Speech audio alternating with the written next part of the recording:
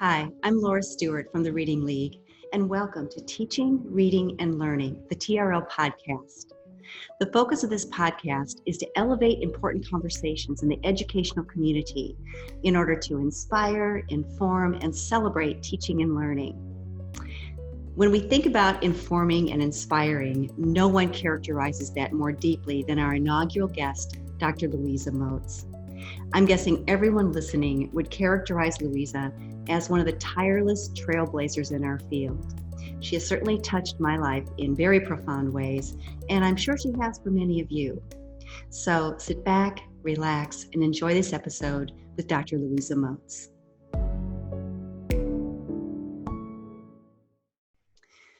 So I am beyond thrilled to welcome our guest today, Dr. Louisa Moats. Thank you so much for being with us today. And I just want to start out by reading your bio for the few people who may not know you. So Dr. Moats has been a teacher, psychologist, researcher, graduate school faculty member, and author of many influential scientific journal articles, books, and policy papers on the topics of reading, spelling, language, and teacher preparation. After a first job as a neuropsychology technician, and we'll have to talk about that today, she became a teacher of students with learning and reading difficulties, earning her master's degree at Peabody College of Vanderbilt. Later, after realizing how little she understood about teaching, she earned a doctorate in reading and human development from the Harvard Graduate School of Education. Dr. Moats spent the next 15 years in private practice as a licensed psychologist in Vermont, specializing in evaluation and consultation with individuals of all ages and walks of life who experienced reading, writing, and language difficulties. At that time, she trained psychology interns in the Dartmouth Medical School of Psychiatry. Dr. Moats spent 1 year as a resident expert for the California Reading Initiative, 4 years as site director of the NICHD Early Interventions Project in Washington, D.C., and 10 years as research advisor and consultant with Sopris Learning. Dr. Moats was a contributing writer of the Common Core State Standards. In addition to the Letters Professional Development Series, Dr. Moats' books include Speech to Print, Language Essentials for Teachers, Spelling, Development, Disability, and Instruction, Straight Talk About Reading with Susan Hall, and Basic Facts About Dyslexia. So again, thank you for being with us today. You are our first guest on the TRL podcast, and our membership, when we surveyed our membership, they just overwhelmingly wanted to hear from you, Louisa. So thank you. And you're joining us from your home in Idaho. Yes. All right. Yes. So one of the things that struck me, and many of us who've been, as I said before, profoundly influenced and inspired by your work, is maybe we want to hear kind of what influenced and inspired you. So maybe we'll kind of go back to the beginning and hear about your origin story and some of your big moments. So let's go back to that neuropsychology technician. How did that get started, and how did that lead you into teaching? Well, I majored in music in college, and I had no ambition to be a teacher. I didn't know what to do.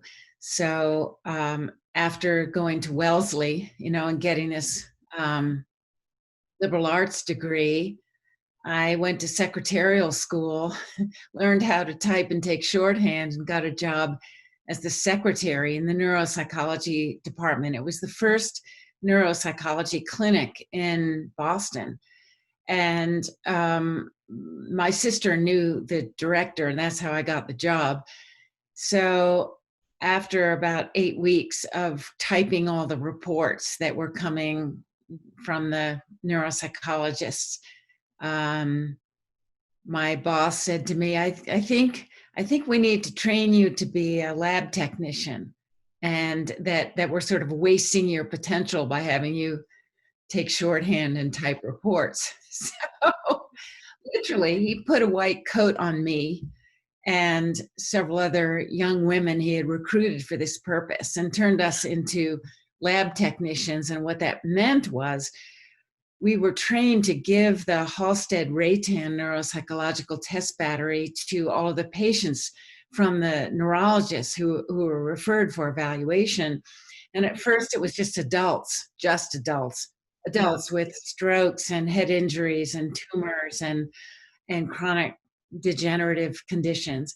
And in the process of doing all of this, I mean, my boss was phenomenal because he he wanted to nurture the potential of young women, as as professionals.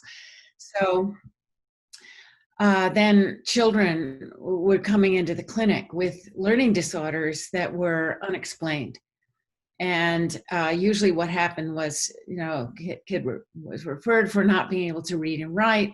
And then we'd put them through 5 hours of testing. And then the neuropsychologist would say, well, there's no real evidence for brain damage here. I mean, this was 1966 and 67. There wasn't any, you have to remember, there was no such thing as an imaging science. So no one could look at the brains of these kids or figure out, the word dyslexia was not used. People who used it were considered to be quacks. I remember that distinctly.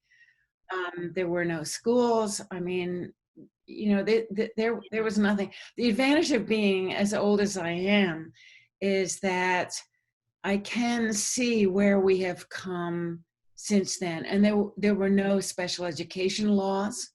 There was nothing. I mean, if you couldn't read and write, you couldn't learn, you basically flunked out of school, or suffered greatly. And so then my boss said, after 2 years of this, he said, you need to go to graduate school. Peabody College of Vanderbilt has received money to pay the way of the first 12 learning disabilities teachers in the United States, and you ought to apply to become one of them. So I did, and they accepted me, and I went to Nashville and went through a master's program, in which I learned very little that was useful. In the talk I did for the Reading League a couple of years ago, I reminisced about this, and I got out of there with my first job as a learning specialist and was in a state of high anxiety most of the time because I secretly knew that I didn't know how to teach. I didn't know how to teach the kids who couldn't read. Right. So your first, then your job after Vanderbilt was a learning specialist in an elementary school, or? Yes, first a public elementary school, and then I was recruited by a program for a residential program for kids with severe learning, not just learning disorders, but emotional and behavioral disorders. And they made me the curriculum director, but that was, I felt like a charlatan in that role, because I really didn't know very much. And I think, you asked me about the origin of my work later in my career, which is so focused on professional development for teachers and what teachers need to know. I mean, I went through years of having kind of titles that actually didn't, job titles and job roles that masqueraded for the kind of expertise I would have needed to do the job well. And really, there were years of my feeling underprepared, unprepared, in the dark, floundering for information, and feeling responsible for things that I really didn't know how to do. But I think I was hired to do these jobs because no one else knew what to do either. And at least I was interested, right? And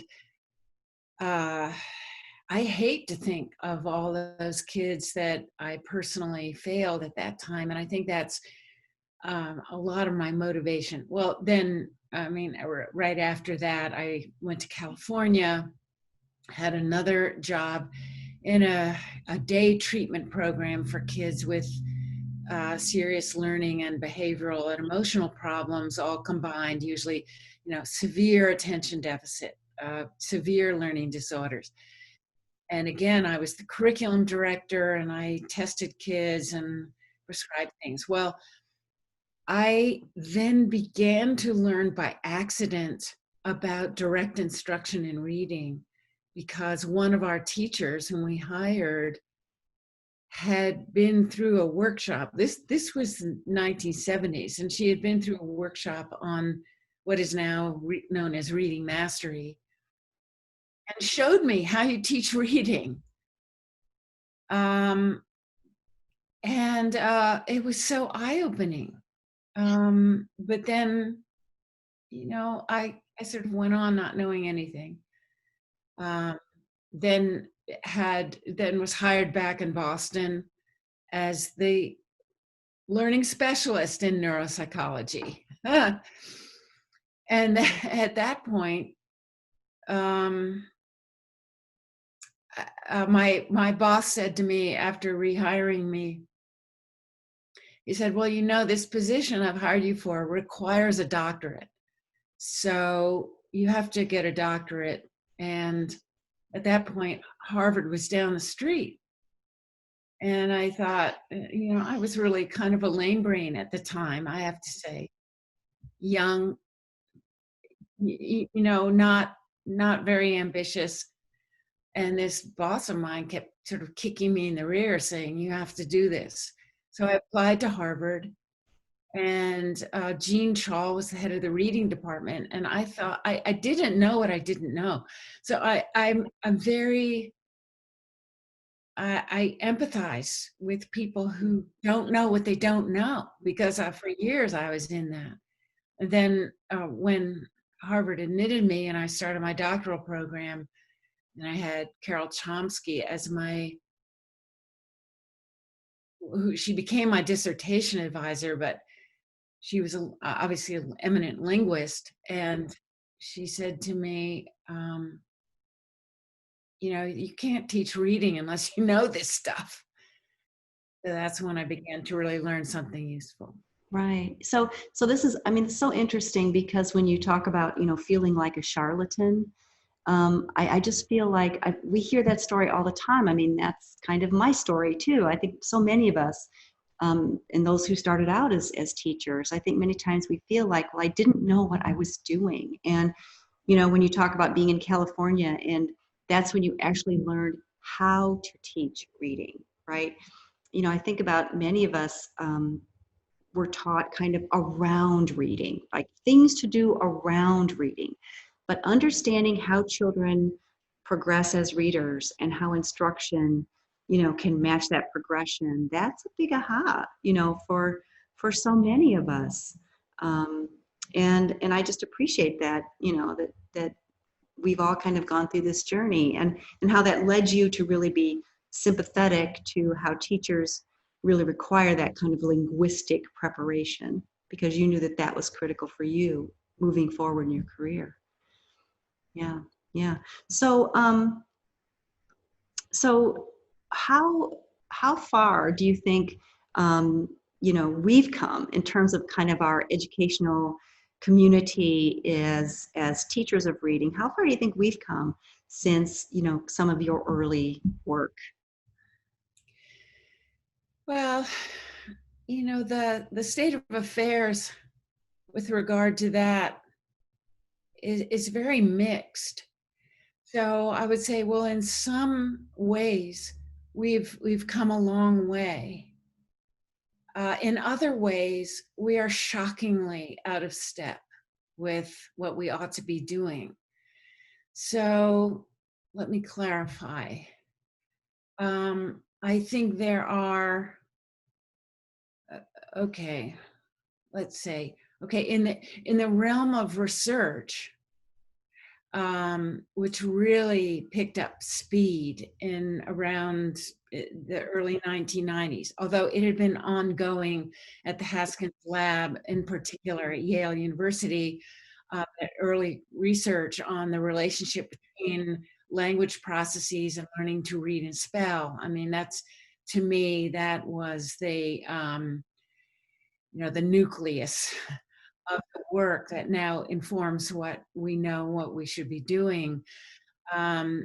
It picked up speed when the National Institutes of Health invested so much money. And a lot of that was reaction to all the missteps of whole language in California and elsewhere.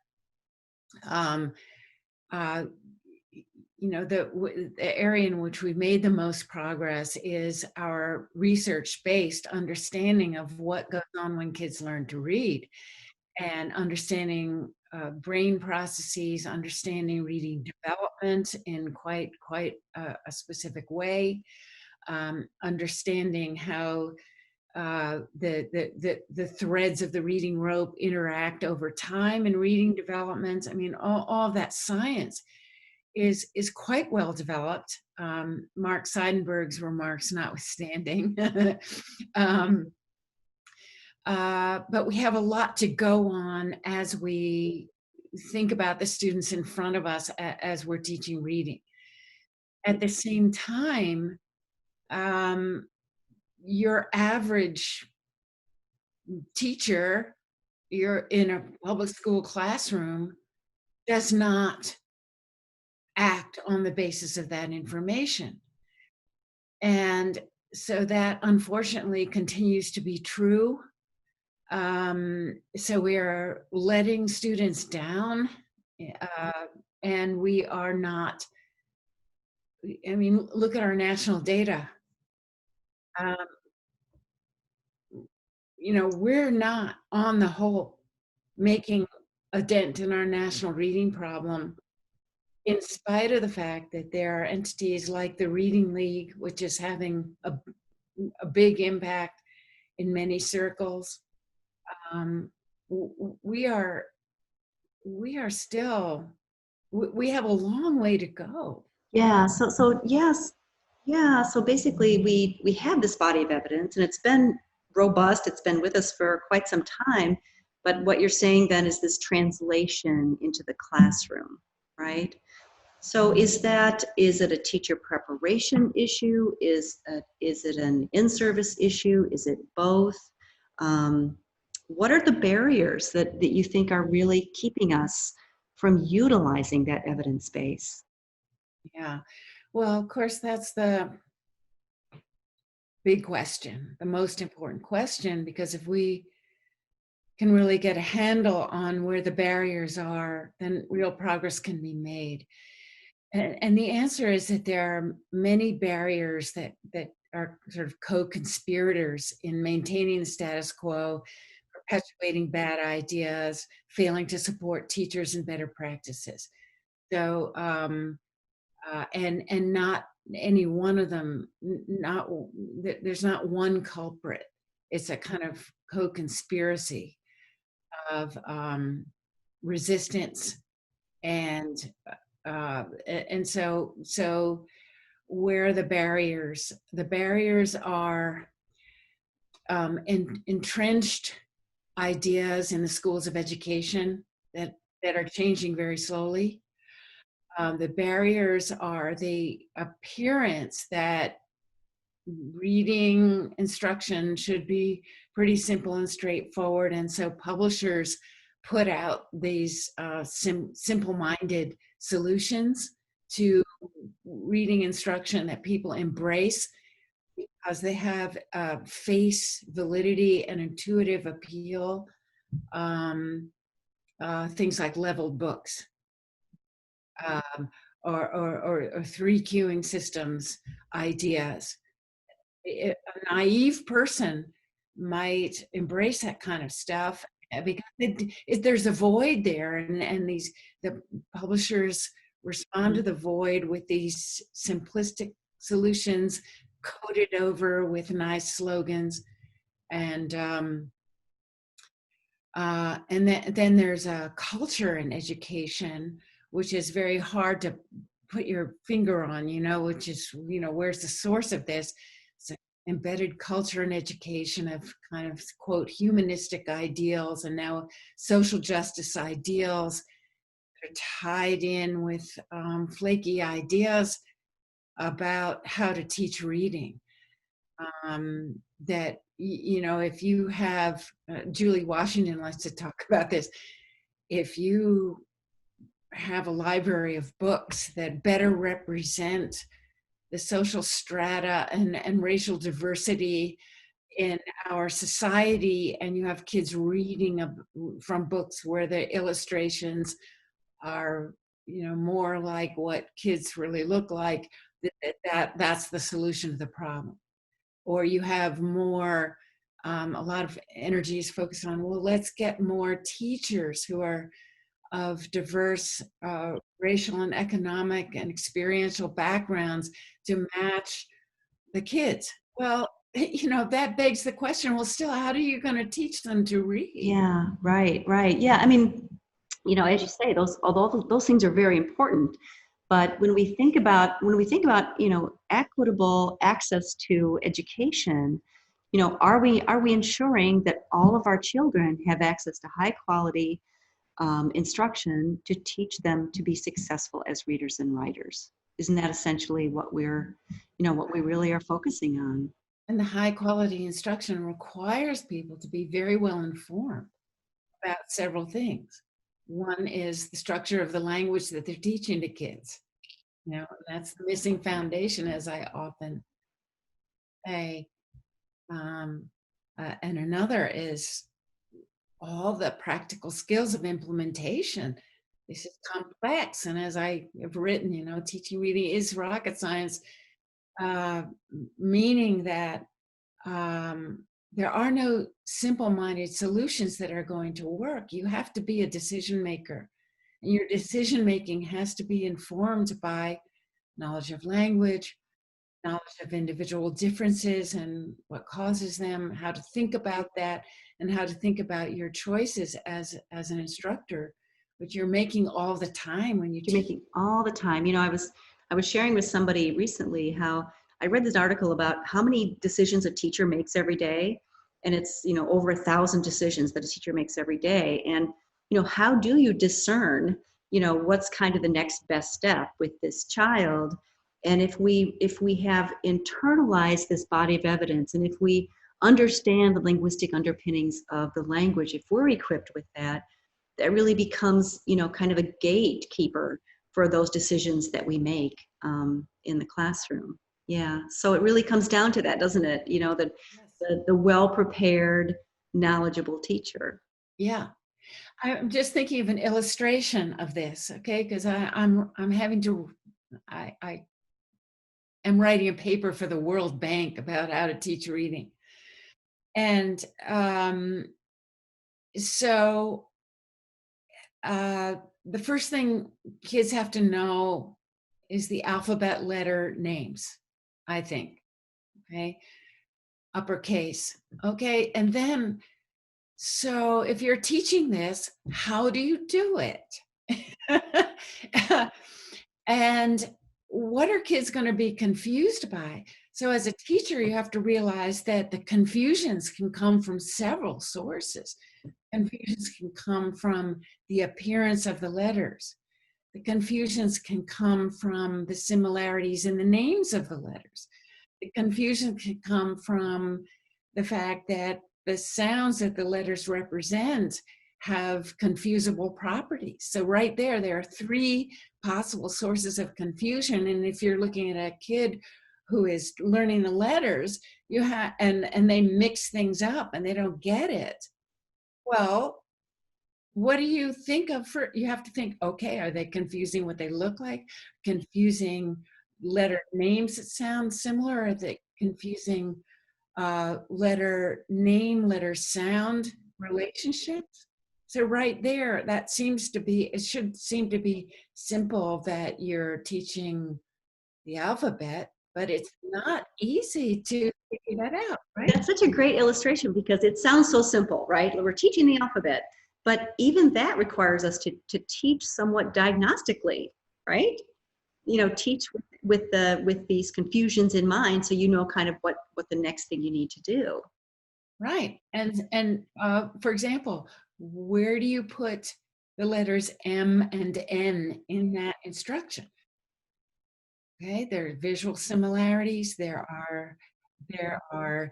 both represent nasal sounds, which are confusable. Um, and yet many programs just put those right in there in the first lesson because they're continuants, right? So you can blend them in words. And that becomes the priority for the first lesson, the property of being a continuant. But, so those are the choices that the program developers should face and make choices about. But the teacher still, no matter what the program developer does, teacher still has to be alert here. Okay, if they're not getting it, where do I go after that confusion? Right. She's the one that's making that next instructional decision. Yeah. So and that kind of reminds me of, your, the latest edition of Speech to Print. And that, I think, is of course a very groundbreaking book for many of us, Speech to Print. So what are some things that you've learned since the first edition of Speech to Print? Well, I learned more about semantics and syntax and really revised those chapters. I think the field of understanding the structures of sentences, and how linguists, I mean, I'm, I am my thinking is so elementary compared to great linguists like John McWhorter or someone like that. But when you come to teaching, you come into teaching sentence structure to kids, it's very thorny. And it turns out that the traditional grammar that I was taught in school has only very limited usefulness. And there are other ways to think about sentence structure. And so my thinking, I think, advanced some along those lines when I did the third edition, put more emphasis on the role of the verb in a sentence as the director of everything else that happens in the sentence. And I wrote more about that, and wrote more about a functional approach to teaching syntactic awareness, where you emphasize in the dialogue with kids and the exercises they do what the words are doing in the sentence rather than what their formal grammatical description is, because words play many different roles in a sentence. So there's a lot more emphasis in that. Yeah. So it's a lot like about the function. What's the Function? Yeah. What is it? What are these words doing? How do they work together? What words other words do they work with to convey basic ideas about the relationships between the entities in the sentence? So, but a lot of people don't even get to that chapter. So, as far as the chapters on phonology and orthography, I think that's kind of the meat of the book, and the chapters that are most used probably in the book. But I guess I've been, I find that the research confirms and elaborates what we need to know about phonological processing, and particularly phoneme awareness. And while we've been talking about phoneme awareness for decades, it is shocking to me that your average teacher out there in kindergarten or first grade does not have a basic understanding of what it is. So I tried to do a better job explaining the relationship between phoneme awareness and learning to read and spell. There's been much more confirmation of those relationships and why they're important. Yeah. Um, Well, and I think, one thing I really appreciate about your work is that as you present this information to a teacher, I think you're always helping her make that connection between this information. Why do I need to know this, right? Like, why is it important for me to understand phoneme awareness, right? And I think I really appreciate that. And I wonder if that goes all the way back to what you were talking about earlier when you kind of first started out and you thought to yourself, I don't know what I'm doing. Um, I recently heard you speak. I think I was watching a webinar that you did, and you mentioned that you have your typical song and dance. I think that was a phrase you used. This is my typical song and dance. The fact that teacher knowledge is critical, right? And I just think that's underscored all your work. And is that really what led you to letters, development of letters? yes, I had written the first edition of Speech to Print in the late 1990s, and it was published in 2000. And at the time, I was working in Washington as the site director of this big NIH project in the high poverty, mostly African American schools in Washington. And uh, partly out of just stubbornness, naivete, I in my work with the teachers there, I just kind of insisted that they learn these things that ended up in the first edition of Speech to Print. And it was kind of an unlikely site for such an experiment. But, the first professional development days we had in 1997, I started teaching them about phoneme awareness. Imagine, these are teachers, career teachers in the DC schools, schlepping into a workshop on a hot August day in a room with no air conditioning, wondering who the heck this white lady from Who is this Vermont person? Yeah. was, who was standing up in front of them, trying to teach them about phoneme awareness. But because of my, I just sort of marched in there thinking they need to know about this research.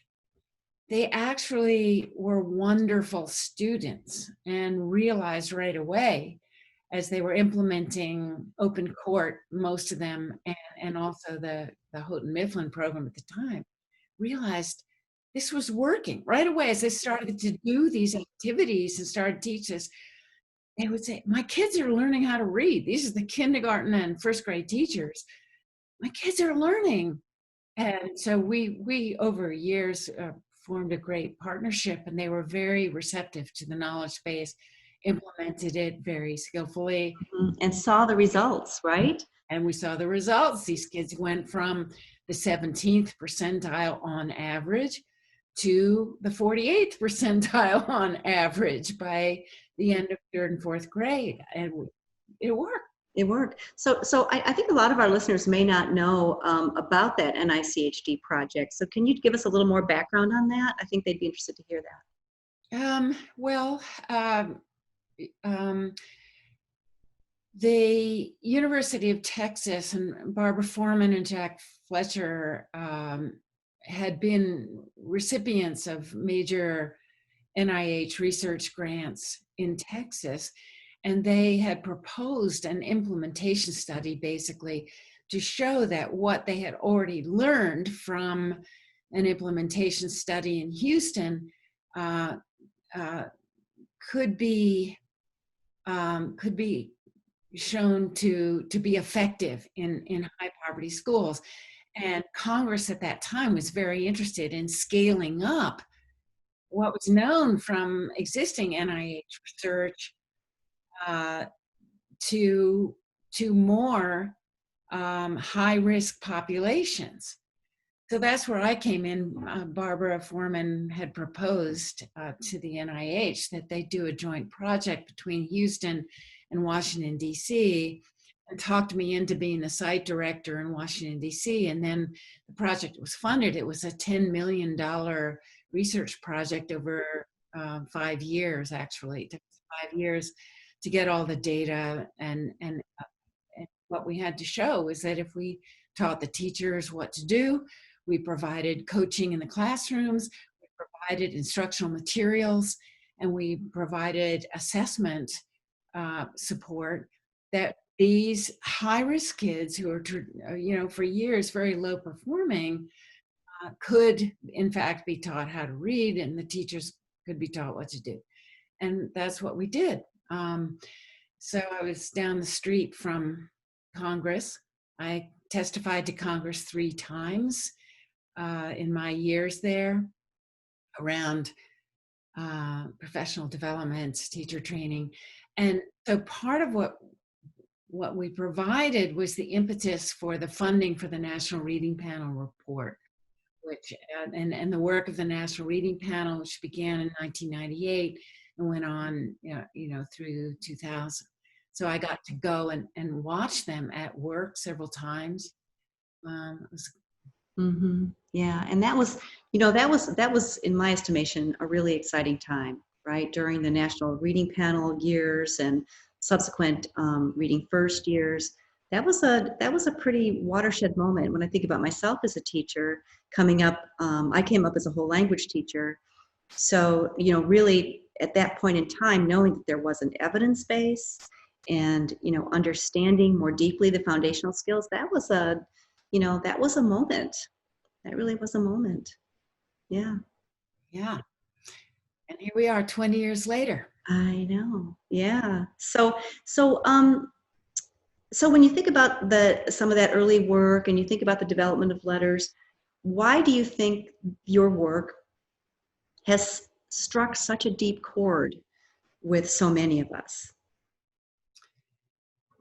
Well, I mean, first of all, I'm very gratified that it has, and along the way I've constantly been surprised at the extent to which that seems to be true. And I think it's the power of the information. I mean, I think it's the combination of the fact that I stumbled on the information. I was, again, kicked into situations where I had to learn the information that in fact really opened these doors to what was going to be effective. And I think it's that the information itself has such power. And I remember going through this myself, and then when I started to teach teachers what I wanted them to know, and then there's a whole story behind that. I mean, how I just started teaching institutes in Vermont out of frustration that so many teachers hadn't had the opportunity to learn what I learned at Harvard and had discovered was really the kind of key to teaching, to helping the kids who weren't getting it through osmosis, right? I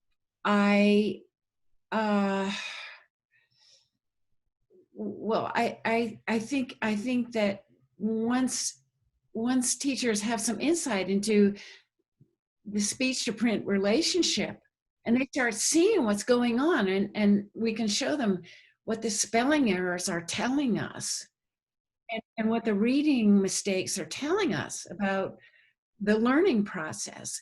It's so exciting. It's so exciting to finally feel empowered. I totally agree. I really think, yes. I The mean, information we're just a conduit of this information that itself is empowering. it is so empowering when I think about, I do think teachers who've been brought up, in a more, I guess you would say, holistic methodology, where we kind of immerse children in print and let them explore and, try to intuit how all of this works. I think a lot of us have this disquiet. We just have this disquiet about that. It's like, okay, well, this is what we are doing. This is how I was taught to teach reading, but I have this disquiet because I don't know what's going on. And like you said, when we're availed to that information, it's like, oh yeah, this was the missing piece. This is what I didn't know. Mm-hmm. Mm-hmm. Yeah. It's so interesting, Louisa, while you're telling that little story, a bright shining light is coming from behind you.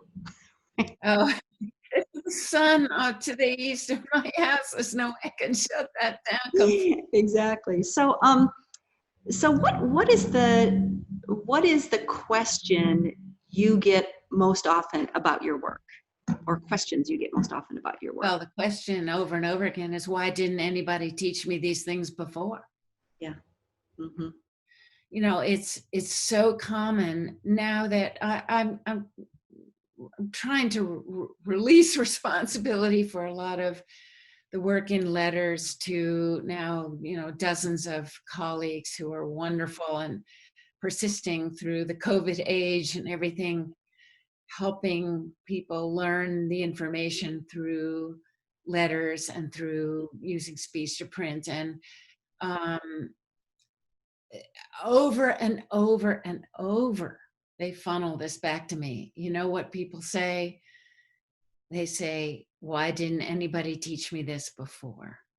And that there's a kind of grieving process that teachers share. I mean, I did that. I still do that. I think about all those kids I didn't help, and it was my job to help them. And I wasn't empowered for so many years.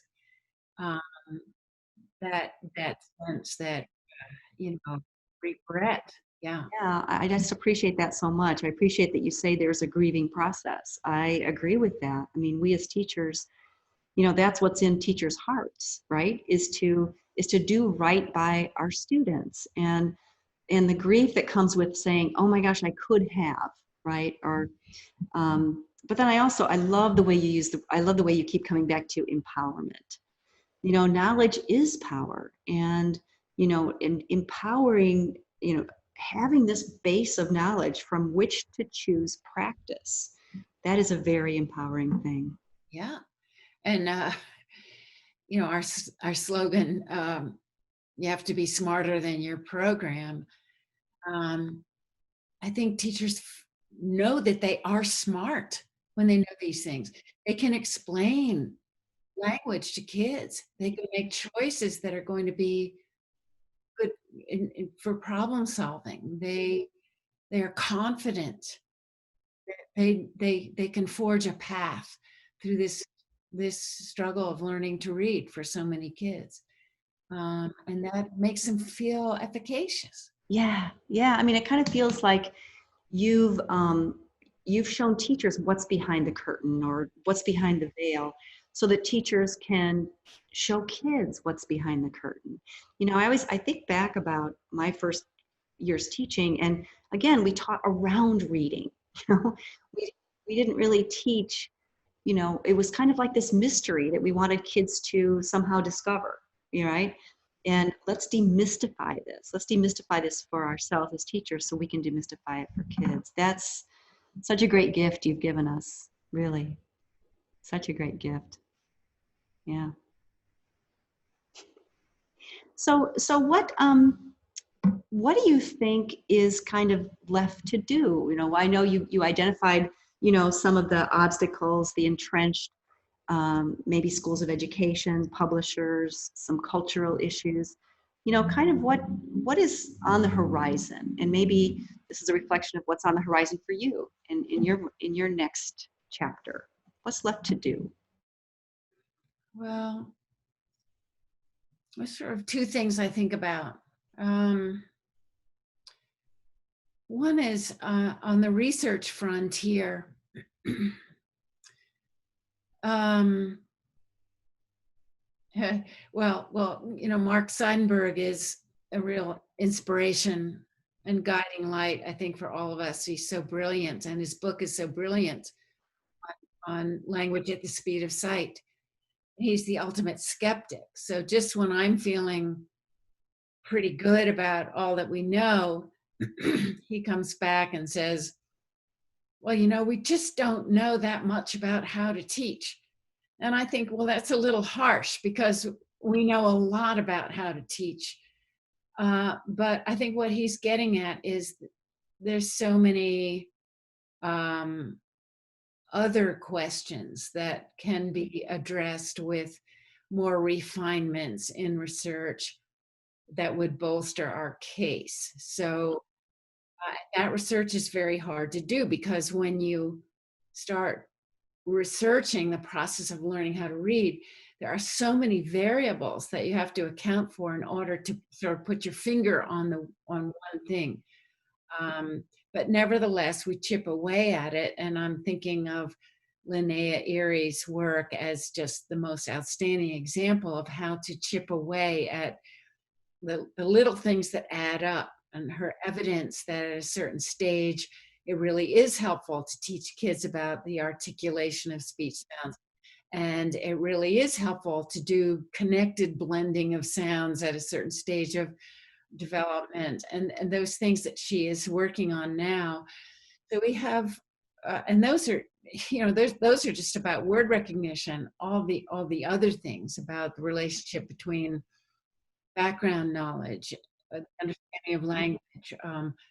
Is it really purposeful to teach kids about connectives in academic text, and how do you do that, and which ones, and so on? Those sorts of things. We have farther to go. So I'm hopeful, but in saying that, I would go back to saying we know a heck of a lot about how to do this well. And then the other frontier is how in the heck to ensure that teachers not only know what they need to know, but that they're supported in their workplace in practicing. And as my colleagues who are doing a great job in schools of education are saying to me, the most frustrating thing is we do a good job here at X university, and I know they do. But when they go out and they're not supported in practicing what we've taught them, that is so frustrating. So the whole field has to move forward together. Administrators have to know this. State Department leaders have to know. And of course, Mississippi is a good example of a state where all of the stakeholders have together progressed in their knowledge base and their willingness to pull all the levers that influence what goes on in the classroom, and have seen the results of that, positive results. So do you think that, for example, by the work of Emily Hanford in continuing to raise consciousness about all of this and magnifying, elevating stories like Mississippi, do you think that we're making headway on a national level in terms of our? We are in a few states for sure. And I see state departments across the country, many of them, not all, struggling to kind of emulate the stronger initiatives. But it's slow going. I mean, when you have resistance and resistance, against having a teacher knowledge test in California. I mean, fortunately, that didn't go anywhere, but it took a huge effort from, stakeholders to say, don't get rid of a teacher knowledge test about reading. I mean, really. But across the country, for example, Massachusetts has just reorganized its guidelines for the better. So we have various states in various, Pockets, essentially. Yeah. who are pushing better ideas and their implementation. But what's behind all this too, I think, is that intrinsically it is hard to understand what goes on as kids learn to read. The nature of the information is, as I've been saying a long time, it appears as if it should be simple because it's just kindergarten and first grade stuff, and it is not. So, that's a paradox. There's the rocket science right there. Yeah. Yeah. A couple things that I kind of keep coming back to as we're talking about this. And one, it's that engagement of all stakeholders. We've talked about schools and administrators and teacher preparation programs and publishers and, parents. It seems like parents have really become quite a strong voice in enacting change and enacting, kind of mobilizing people, especially around students who struggle, around their own students who might be struggling. And then the other thing I think about is this all is pretty relentless work, would you say? Relentless. And it's hard, and you have to keep at it. And the pace of change is so much slower than we want. But then, again, as I look back 50 years, I from where I started, I do see progress. It's just that it takes a lot longer than any of us would wish. Exactly. So what are the hopes that you have, um, looking forward for the work that you've done? What are the hopes that you have? Well, okay, here's a concrete one. When my 3-year-old grandchild enters public school in a couple of years, that the teacher knows how to teach her to read. I mean, I'm really worried about it. I want every teacher to be empowered with knowledge that's going to, do all the things we've just talked about. That's my hope for the future. Yeah, I know. I love it. So what are you working on now, Louisa? Well, I'm working on this World Bank project. Right, right. Yes. I took this on because I found it challenging. I'm supposed to write a kind of series of guidelines about not only how to teach reading in English in 30 pages for third world countries and other places where they want kids to learn English as the language of commerce and higher education. Um, uh, which is challenging, but also I have to consider what if there are any universals about teaching reading in any language, and that I have to kind of be considerate of that, especially in the introduction. So it's a learning process for me. What can I say about a student in Africa should also learn to read in their first language? Mm-hmm. Mm-hmm. So I'm right in the middle of it. Oh, that sounds really interesting. It sounds right up your alley. I mean, what a great way for you to kind of, be able to encapsulate all your learning and really apply it in this direction. That sounds wonderful. Well, yes, but I have no direct experience in Kenya. So I'm talking with people who do work across the world, and that's enlightening. That's exciting too, isn't it? Yeah. Yeah. Well, best of luck with that. Thank you. So before we go, I do want to ask you some kind of ending questions that we're going to be asking all of our guests on our podcast.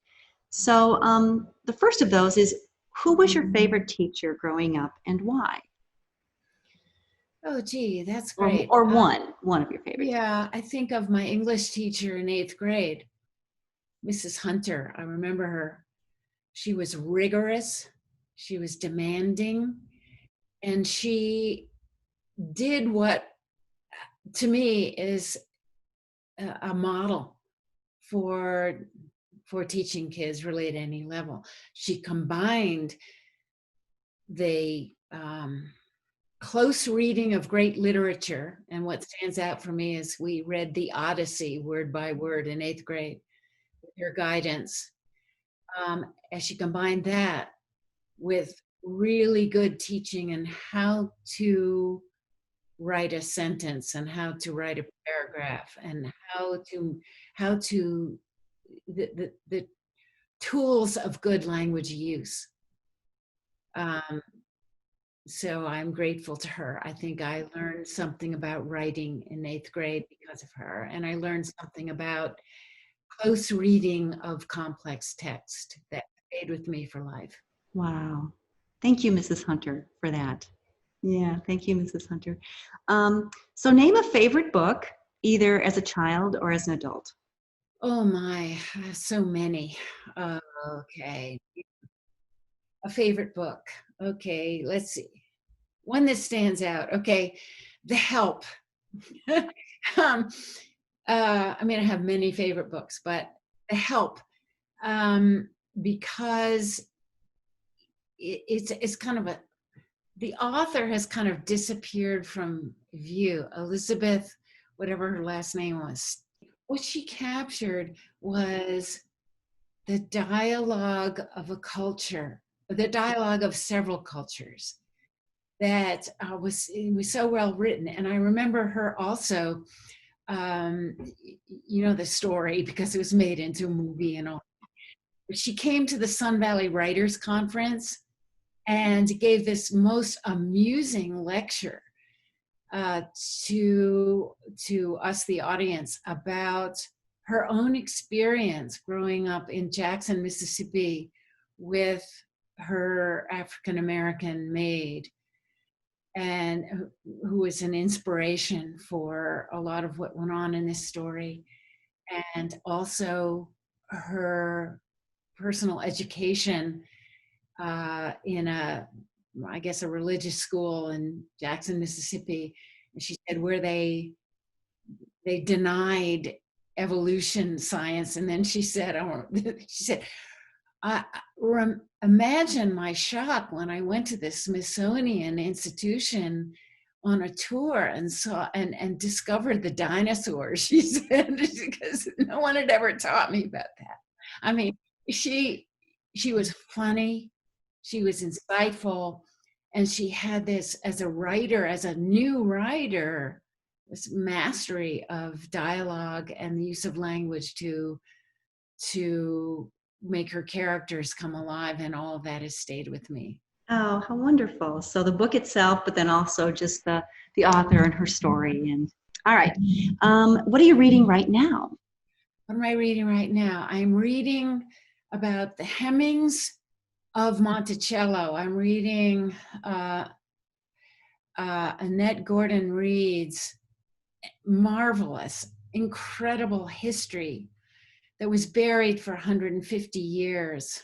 I mean, I have since my experience in Washington, I'm always drawn to the stories of the legacy of slavery in the African American community and where we are now, and understanding our current national issues. So the Hemmings of Monticello, this woman, Sally Hemings, who was Thomas Jefferson's erstwhile slave wife, who had 5 or 6 children with him, whom he, of course, could never formally acknowledge the paternity of. And all this brought to light in the 21st century. An amazing book, an amazing story. So that's it. Wonderful. Good to know. So, Louisa, what do you have on your desk that symbolizes you or is very dear to you? Let's see. What do I have on my desk? All right. Hold on. I put it away. So. All right. This person, I don't know if you can see my grandchild Nell, and I have another one coming. Oh, no, and what is her name again? Nell Nyman. I love it. Yeah. Oh. Now 3, and I just spent time with her, and she is fascinating. This is getting me, giving me appreciation, language development. Oh, and isn't it amazing how your perspective with a grandchild is so different than your own children? I mean, as we're watching our own children grow, we marvel at that, but we're also thinking about all the stuff we have to do with our grandkids. We're just marveling at them. Yeah. Exactly. I can just revel in, being with her. Oh, how wonderful. That's great. Um, and last question, what are your greatest hopes for today's children? Oh gosh, that this country goes through a renaissance of concern for children as our future, and that we as a society make a greater commitment to the importance of nurturing kids in every way. Mhm. What a wonderful, yeah, yeah. What a wonderful aspiration for all of us. Yeah. Well, thank you so much for this. I mentioned that, you've touched me in profound ways, and you're always so humble and you're always so gracious. So thank you for being with us today, and thank you for your wisdom, and thank you for the work you've put out into the world.